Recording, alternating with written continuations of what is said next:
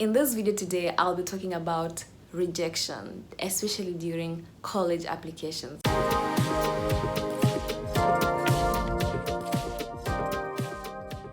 Thank you for checking Study Abroad with Anne, where I share authentic study abroad information from my own personal experiences and from the experiences of those that I know. Hashtag international students making it, hashtag dreams come true. And before we continue, ensure that you hit the subscribe button so that you get notified when I have a new video coming out, and also share with your friends. As I've said before, I applied to Berea College twice, and the first time it was in 2014 when I was in 12th grade, and I didn't get accepted. And then I had to apply a second time to come in 2016. So instead of coming in 2015, I had to wait another year to come in 2016. And this is because I only applied to one college in the United States, and that was due to financial reasons. I wanted a school that had full scholarship, and Berea College fulfill that, because I knew that I was not going to be able to have time to apply for other scholarships, to apply to other colleges. So I only had one option.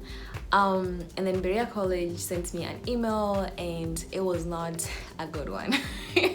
I remember I was going home and I was devastated. And even up to date, going through college, internship applications, I do not like emails that come in with thank you, because usually it's thank you for doing this, thank you for submitting your application. Unfortunately, blah blah blah blah blah. Basically, we didn't give you whatever you applied for. So I don't like emails that come in with thank you. It gives me anxiety, and just because of rejections and stuff. So I know that during college applications, people are going to be applying for so many colleges, submitting applications. You're going to receive rejections. You're going to receive so many thank you emails, and hopefully one congratulations one time. And in my case, as you can see, I didn't give up. So never give up. Once one college sends you their admission decision, do not give up, do not lose hope. Or even if it's one college, it's the only college that you applied for, you can still give it a second attempt the following year. And that is what I did in my second case. So never give up, and also just know that the admission have a very hard job deciding between students. So for example, in Berea, they receive 1,000 applications and they only take 30 international students. So imagine how much work they have to go through to determine that student.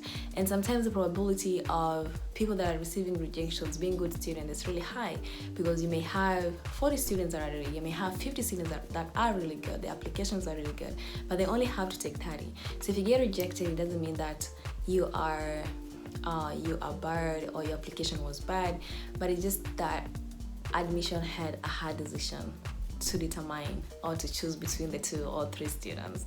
So do not go down the road of starting to pity yourself, starting to feel remorseful that you're not good enough, because it's just a hard decision.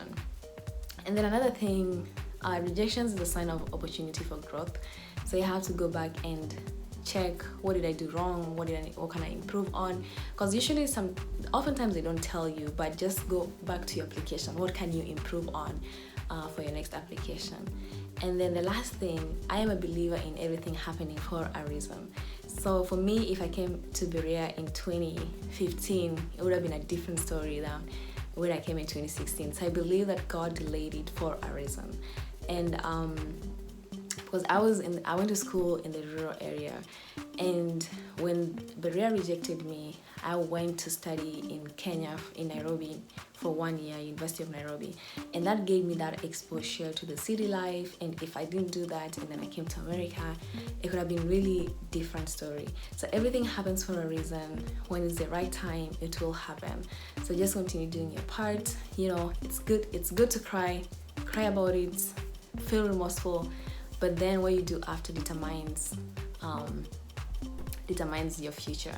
So do not sit back and just cry.